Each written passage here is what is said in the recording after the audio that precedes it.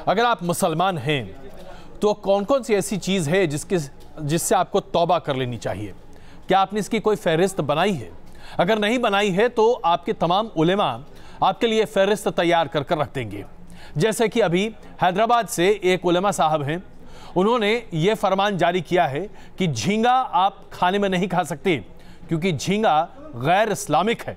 जी हाँ, हैदराबाद के इस्लामिक संगठन ने एक प्रेस कॉन्फ्रेंस के जरिए यूं कहें कि इस पूरे मामले को फतवे के जरिए सामने रखा है और कहा है कि झींगा खाना गैर इस्लामिक है। इसके साथ साथ न जाने और क्या क्या पाबंदियां लगाई जा रही हैं और हर चीज में इस्लाम को जोड़कर देखा जा रहा है।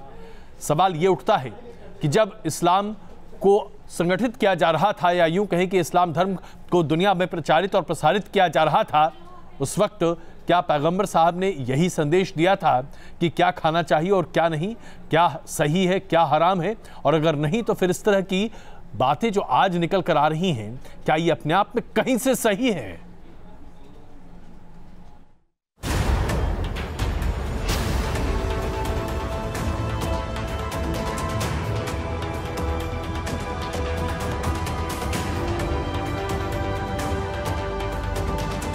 झींगा खाना गैर इस्लामिक है। यह है हैदराबाद के पुराने और प्रतिष्ठित संगठन जामिया निजामिया का नया फतवा, जिसमें प्रॉन्स यानी झींगे को खाना गैर इस्लामिक करार दिया गया है। दलील दी जा रही है कि झींगा मकरू तहरीम में आता है, इसलिए झींगा खाना गैर इस्लामिक है। हम आपको बता दें कि इस्लाम में खाने को 3 कैटेगरी में बांटा गया है, हलाल, हराम और मकरू। मकरू भी 2 कैटेगरी में बांटा गया है, मकरू और मकरू तहरीम। इसी आधार पर झींगा खाना गैर इस्लामिक करार दिया गया है कि समंदर की चीज़ों में सिर्फ मछली पाक है, हलाल है, बाकी कोई चीज़ हलाल नहीं है और झींगा मछली के किस्म से नहीं है। जो फतवा जो जारी किया गया वो बिल्कुल सही फतवा है। तमाम मुसलमानों को चाहिए कि उस फतवे पर अमल करें, झींगे खाने से परहेज़ करें और शरीयत की पाबंदी करें। शरीयत में यही है कि झींगे हराम है। साथ ही ये ताकीद भी दी गई है कि जो मुसलमान इमाम को माने उसे तो झींगा कतई नहीं खाना चाहिए। फतवा सामने आने के बाद मुसलमानों में ही अलग अलग मत सामने आ रहे हैं। हनफी मसलक के हिसाब से झींगा मछली को मकरूह करार दिया गया है और झींगा मछली खाई जाती है। झींगा मछली के खाने में कोई हर्ज नहीं है और कौम को बदनाम करने वाली, गुमराह करने वाली बात है, सीधी सी बात है और इसको कोई भी सीरियसली नहीं लेता। हम झींगा भी खा सकते हैं, हम मछली भी खा सकते हैं, बस ये कौम को गुमराह करना है। सेंस नहीं समझता हूँ, जिसकी जो मर्जी हो वो खा सकता है। मुझे लगता है कि ये बिल्कुल बेबुनियाद है और इस तरीके के केवल रूमर उड़ाया जा रहा है। देश आगे बढ़ रहा है या नहीं, इसको लेकर बहस है, लेकिन मजहब के नाम पर नसीहतें और ताकीद जरूर आगे बढ़ रही हैं। तभी तो गाय से होते होते ये तकरीरें अब झींगे तक पहुंच गई हैं। हैदराबाद से वीडियो जर्नलिस्ट सूर्या के साथ टीम न्यूज नेशन। तो जनाब आप खुद ही तय कीजिए कि क्या खाना इस्लामिक है और क्या खाना गैर इस्लामिक है। लेकिन इसके साथ साथ हम आपको यह भी बता दें कि फतवे न जाने किन किन मुद्दों पर जारी कर दिए जाते हैं। सबसे बड़ी बात तो यह है कि जब फतवे जारी किए जाते हैं तो उस वक्त उसके अमल पर कोई विचार तक नहीं करता। आइए जरा कुछ ऐसे फतवे आपके सामने प्रस्तुत करें जिसे देखने के बाद आप खुद अपने दांतों तले उंगलियां दबा लेंगे।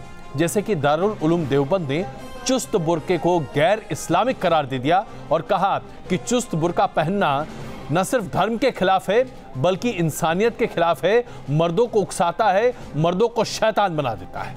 दारुल उलूम ने ही एक और फतवा जारी किया, बैंक में पैसा रखना हराम है क्योंकि अगर आप बैंक में पैसे रखते हैं तो उस पर आपको ब्याज मिलेगा और चूंकि ब्याज हराम है इसलिए ब्याज नहीं मिलना चाहिए, ब्याज गैर इस्लामिक है, इसलिए किसी भी चीज पर अगर ब्याज मिले तो उसे नहीं लेना चाहिए। जरा सोचिए। इसी तरह से अगर परिवार अपना गुजर बसर ब्याज के पैसे से करता है तो वो परिवार इस्लाम के बाहर है, इस्लाम के दायरे के बाहर है। ऐसे परिवार में न तो निकाह किया जा सकता है और न ही उस परिवार के साथ संबंध बनाए जा सकते हैं। हरवंश राय बच्चन की महान कृत मधुशाला को भी गैर इस्लामिक कुछ उलेमाओं ने जारी कर दिया था और फतवा जारी किया था कि मधुशाला किताब अगर आपके घर में मिली तो ये गैर इस्लामिक है। इसके साथ साथ इन तमाम उलेमाओं ने एक और फतवा जारी किया कि महिलाएं अपनी पति के बगैर 70 किलोमीटर से ज्यादा की दूरी सफर नहीं कर सकती। अगर वो 70 किलोमीटर की जगह 71 किलोमीटर चली जाती हैं तो वो गैर इस्लामिक है और इसलिए उनके ऊपर फतवा लागू हो जाता है। फोटो खिंचवाना भी गैर इस्लामिक है। अगर आप फोटो खिंचवाते हैं, अगर आप अपनी तस्वीरें रखते हैं, अगर आप फेसबुक पर हैं, व्हाट्सएप पर हैं, ये सब कुछ गैर इस्लामिक है, बंद कर दीजिए। लड़के और लड़कियों का किसी विज्ञापन में एक साथ आना गैर इस्लामिक है। ऐसा करने से आप इस्लाम की तौहीन करते हैं। अब जरा सोचिए, क्या आज के इस आधुनिक जमाने में इसमें से कोई भी बात सही या जायज नजर आती है? देवभूमि कहे जाने वाले उत्तराखंड के मदरसों ने प्रधानमंत्री नरेंद्र मोदी की तस्वीरें नहीं लगाई, तो अब इस पर तकरीर शुरू हो गई है। विरोध की आवाजें बुलंद हो रही हैं और उसके साथ साथ सरकार भी ये बात जोर देकर कह रही है कि मदरसों को प्रधानमंत्री नरेंद्र मोदी की तस्वीर मदरसों में लगानी ही होगी।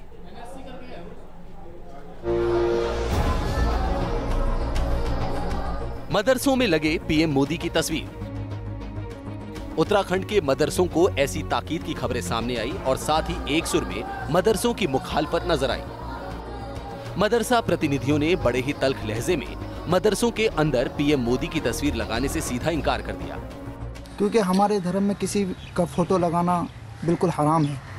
हम अपने अकाबिर का फोटो नहीं लगा सकते, तो वो तो देश के प्रधानमंत्री हैं, उनका हम कहां से लगा पाएंगे। जरूरी है, इसके लिए मुस्लिम समाज हाई कोर्ट और सुप्रीम कोर्ट तक जाएगा इंशाअल्लाह। मौलाना साहब ने मजहब के मुताबिक दलील दी। उधर उत्तराखंड के मदरसा बोर्ड ने आगे बढ़कर पीएम मोदी की फोटो अपने दफ्तर में लगा ली। साथ ही ऐलान किया गया कि सूबे के मदरसों को भी ऐसा करने के लिए प्रोत्साहित किया जाएगा। तो हम उनको जो है प्रोत्साहित करेंगे इसमें, और भी अपने अधिकारियों को प्रोत्साहित करेंगे, क्योंकि माननीय प्रधानमंत्री जी के फोटो की बात जो है वो चाहे कोई भी गैर सरकारी में भी उसको जो है प्रोत्साहित किया जा सकता है। कानून मुताबिक मदरसे तस्वीर लगाने के लिए बाध्य नहीं हो सकते, लेकिन जब सरकारी संस्था प्रोत्साहन की बात करे तो प्रोत्साहन के अलग अलग मायने भी निकाले जा सकते हैं। वीडियो जर्नलिस्ट सोनी कुमार के साथ मनमोहन भट्ट, न्यूज नेशन, देहरादून। और आइए अब आपको यह बताएं कि कैसे पश्चिम बंगाल में एक और नई तरह की राजनीति हो रही है। यहां धर्म आधारित राजनीति तो हो रही है, लेकिन इसे आप जातीय राजनीति का नाम दे सकते हैं। टीएमसी की नेता और ममता बनर्जी की करीबी माने जाने वाले अनुब्रत मंडल ने ब्राह्मण सम्मेलन का आयोजन किया और इसके साथ साथ एक नई बहस शुरू हो गई है कि क्या अब बंगाल में भारतीय जनता पार्टी को किनारे करने के लिए तृणमूल कांग्रेस अब जातीय सम्मेलनों के आधार पर अपना वर्चस्व कायम रखेगी।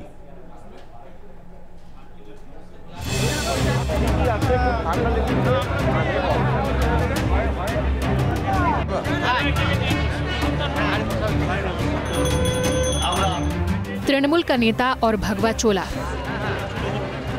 पश्चिम बंगाल की सियासत में ये अजब तस्वीर देखने को मिली बीरभूम जिले में, जहां टीएमसी नेता अनुब्रतो मंडल ने एक ब्राह्मण सभा का आयोजन किया था। इस सभा में 10,000 से ज्यादा ब्राह्मण समुदाय के लोग हिस्सा लेने पहुंचे। इससे पहले ममता सरकार ने बीरभूम में ही 2,000 गाय भी लोगों को दी थी। इस ब्राह्मण सभा के बाद सियासी हलकों में सवाल उठे। क्या टीएमसी अब हिंदुत्व की तरफ झुक रही है? क्या बीजेपी के बढ़ते कदमों को रोकने के लिए दीदी हिंदुओं को लामबंद कर रही हैं? कयास इसलिए भी मजबूत हुए क्योंकि अनुब्रतो मंडल सभा में ब्राह्मणों का गुणगान करते नजर आए। यदि कोनो अन्याय करे थाकि क्षमा करे देवेन, शत कोटि प्रणाम। ब्राह्मण एवं पुरोहित आमी किछु जानी ना, आमी निश्चयই धर्म सम्बन्धे बोलते पारबो ना। आपनारा धर्म ज्ञानी, आपनारा ज्ञान दें, আমরা পালন করি। सियासी मायने निकालते हुए बीजेपी समेत विरोधी दीदी की मंशा पर सवाल उठाते दिखे। इन्होंने हिंदू ताश खेलने का प्रयास कर रहा है और इसीलिए इन्होंने कपिल मुनि आश्रम में जाके माथा टेक रहा है, ब्राह्मण सम्मेलन कर रहा है, गोदान कर रहा है, लेकिन ये सब ढोंग जो है ये लोग समझ गया। तो सांप्रदायिक राजनीति, विशेष करके हर रंग का सांप्रदायिक राजनीति से ममता बनर्जी वाकिफ है और इसी राजनीति को वो सामने रख करके अपना काम को आगे बढ़ाती है। ब्राह्मणों का अचानक यूं गुणगान इशारा तो इसी तरफ करता है कि टीएमसी ब्राह्मणों के जरिए हिंदुत्व कार्ड खेलना चाहती है। बहुत मुमकिन है कि जिस तरह राहुल गांधी को गुजरात में मंदिरों के दर्शन ने सियासी माइलेज दिया, वैसे ही माइलेज पर दीदी की भी नजर हो। पश्चिम बंगाल की राजनीति में धर्म के नाम पर राजनीति कभी नहीं हुई है, लेकिन अब ममता बनर्जी पर माइनॉरिटी अपीसमेंट का आरोप लगा है। इसी को देखते हुए अब तृणमूल कांग्रेस ने दूसरे धर्म के लोगों को भी खुश करने की कोशिश की है, क्योंकि अब तैयारी है 2019 में होने वाले लोकसभा चुनाव की। वीडियो जर्नलिस्ट सुमित सरकार के साथ कोलकाता से देवयानी चौबे, न्यूज नेशन।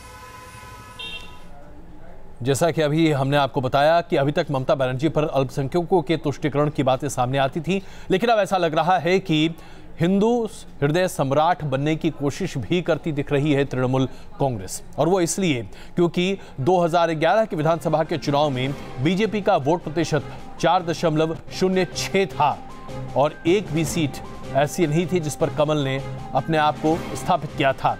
लेकिन 2014 के लोकसभा के चुनाव में भारतीय जनता पार्टी का वोट प्रतिशत 4% से बढ़कर 17.02% हो गया था और तब भारतीय जनता पार्टी 2 सीट जीत पाई थी। 2016 में विधानसभा चुनाव आते आते भारतीय जनता पार्टी का वोट प्रतिशत 10.16% था और बीजेपी ने 3 विधानसभा की सीटें जीती। जाहिर सी बात है अब बीजेपी से लगता है कि ममता बनर्जी को डर लग रहा है। आइए अब बात करते हैं किस तरह से सरहद पार पाकिस्तान में आतंकी हाफिज सईद का कद बढ़ता चला जा रहा है। पाकिस्तान के एक अखबार के मुताबिक पाठकों ने जो इस साल कैलेंडर सामने रखा है उसमें हाफिज सईद का फोटो है। अब तक हाफिज सईद का दखल आईएसआई और आतंकी नेटवर्क पर था, लेकिन इस तरह के कैलेंडर पर हाफिज सईद का फोटो छापा जाना यह प्रस्तुत करता है कि कैसे अब पाकिस्तान के लोगों के बीच हाफिज सईद को एक राजनीतिज्ञ के तौर पर प्रस्तुत किया जा रहा है, जिसके जरिए उसके छवि को सुधारने और दुरुस्त करने की कोशिश की जा रही है। पाकिस्तान में एक तरफ जहां आतंकवादी तत्वों का कद बढ़ रहा है, वहीं दूसरी तरफ पाकिस्तान की खुलेआम बेइज्जती भी हो रही है। अमेरिका समेत यूरोप के कुछ तमाम बड़े देश ऐसे हैं जिन्होंने पाकिस्तान के खिलाफ बलूचिस्तान और अफगानिस्तान के लोगों के प्रदर्शन को अपने यहाँ जगह दे दी है। जाहिर सी बात है ऐसी ही एक प्रदर्शन में पाकिस्तान की सरकार को बलूच चप्पल चोर कह रहे हैं। जहां चप्पल चोर इसलिए क्योंकि हिंदुस्तान के कैदी कुलभूषण जाधव की पत्नी के चप्पल को पाकिस्तान ने रख लिया, इसलिए चप्पल चोर पाकिस्तान। पाकिस्तान चप्पल चोर, पाकिस्तान चप्पल। अमेरिका की राजधानी वॉशिंगटन में प्रदर्शन कर रहे ये लोग पाकिस्तान की ज्यादतियों का विरोध करने के लिए आए हैं। कुलभूषण के परिवार के साथ पाक में जो सुलूक किया गया उसके खिलाफ बलूच समुदाय के लोगों ने गुस्से का इजहार किया। अमेरिका में पाक दूतावास के बाहर जमकर नारेबाजी भी की। चप्पल चोर पाकिस्तान, चप्पल चोर पाकिस्तान, चप्पल चोर पाकिस्तान, चप्पल चोर पाकिस्तान। इस्लामाबाद में मुलाकात के दौरान कुलभूषण की पत्नी और मां के चप्पल के साथ गहने तक उतरवा लिए गए थे। हद तो तब हो गई जब पाक अधिकारियों ने भारत आते वक्त पत्नी के चप्पल भी वापस नहीं किए। अब कुलभूषण के समर्थन में बलूच समुदाय के लोगों ने पाक को जूते भेजे हैं ताकि पाकिस्तान को शर्मसार किया जा सके। प्रदर्शन कर रहे लोगों ने पाकिस्तान को आतंकी पनाहगार करार दिया है। साथ ही पाकिस्तान को मदद रोकने के लिए ट्रंप का आभार भी जताया है। हम यहाँ आज इसलिए आए हैं ताकि हम दुनिया को आगाह कर सकें कि पाकिस्तान जो है एक दहशतगर्द रियासत है। हम अमेरिका के सदर डोनाल्ड ट्रंप के मशहूर हैं कि उन्होंने पाकिस्तान की इमदाद बंद की है, क्योंकि और पहली मर्तबा उन्होंने कहा है कि पाकिस्तान दहशतगर्दी का मदर कंट्री है। अमेरिका में प्रदर्शन करने वालों में अफगान और हिंदुस्तान मूल के लोग भी जमा हुए और एक सुर में अंतर्राष्ट्रीय समुदाय से पाक पर लगाम लगाने की मांग की। Team news nation. और आइए आपको एक ऐसी खबर दिखाएं जो आपके दिल को कम से कम जज्बे से भरकर रख देगी। दिल्ली के नासिर ने मशहूर स्प्रिंट ओसान बोल्ट के एकेडमी में अपनी जगह बना ली है। नासिर एक गरीब परिवार का लड़का है। उसके पिताजी रिक्शा चलाते हैं और उसकी अम्मी घरों में काम करती है। इन तमाम मुश्किलों को लांघते हुए नासिर ने आज अपनी ज़िंदगी में वो मुकाम हासिल किया है जिससे हर हिंदुस्तानी गर्व से सीना ऊंचा उठा सकता है।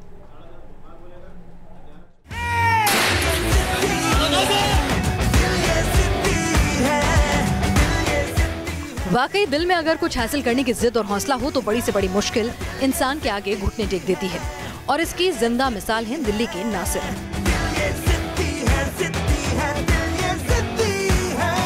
एक गरीब परिवार के नासिर को सबसे कामयाब ओलंपियंस में गिने जाने वाले यूसेन बोल्ट की जमैका की एकेडमी में एडमिशन मिल गया है। काफ़ी एक्साइटेड हूँ और बिलीव भी नहीं हो रहा कि मैं जमैका जा रहा हूँ, क्योंकि अभी बहुत कम ही लोग इंडिया से जमैका गए ट्रेनिंग के लिए और हम इतनी सी एज में ही जा रहे हैं जमैका, तो काफ़ी कुछ सीख के आएंगे और वहाँ पर अच्छा टेक्निक पे ध्यान देंगे अच्छी और सबसे ज़्यादा मैं उस पर ध्यान दूँगा अपने ब्लॉक्स स्टार्ट पे, जो हमारे 100 मीटर के लिए बहुत ज़्यादा इंपॉर्टेंट होता है। और मैं अभी कॉमनवेल्थ की तैयारी कर रहा हूँ 2018 में जो, और इसकी तैयारी में जमैका करने जा रहा हूँ हुसैन बोल्ट के पास। नासिर की जिंदगी कितनी मुश्किलों भरी रही, उसको उनका आशियाना खुद ब खुद बयां कर रहा है। अपने परिवार के साथ नासिर दिल्ली के आजादपुर रेलवे स्टेशन के नजदीक बनी झुग्गियों में रहते हैं। पिता रिक्शा चलाते हैं तो माँ घरों में काम करके परिवार का गुजारा चलाती है। लेकिन आज जब नासिर ने कामयाबी की ऊंचाइयों को छू लिया है तो मानो जिंदगी का हर जख्म जहन से फना हो गया है। मैं ये चाहता हूँ कि हमारी सरकार हमारी मदद करे ताकि बेटा मेरा और आगे से आगे बढ़े, देश का नाम ऊंचा करे। अब बहुत मेहनत की हूँ, सब अपने बच्चों को इस ओहदा पे पहुँचाई हूँ। नासिर ने स्टेट लेवल प्रतियोगियों में अपना नाम कमाया और फिर एक कंपनी की मदद से नासिर को बेसिक सुविधाएं मिली, जिनके जरिए आज नासिर ने जमैका का टिकट कमा लिया है। 15 जनवरी को नासिर जमैका के लिए रवाना हो जाएंगे और उस सपने के लिए दौड़ेंगे जिसे उन्होंने बचपन से अपनी आंखों में पाला था। सर को पूरी उम्मीद है कि जो कॉन्फिडेंस उनके अंदर है वो ओवर कॉन्फिडेंस नहीं है, बल्कि हार्ड वर्क का कॉन्फिडेंस है जो उनको उनकी मंजिल तक जरूर पहुंचवाएगा। दिल्ली से वीडियो जर्नलिस्ट संदीप के साथ हर्षद अनवानी, न्यूज़ नेशन। बन रही हमारे साथ, तुरंत आपसे आते हैं क्वेश्चन आवर में।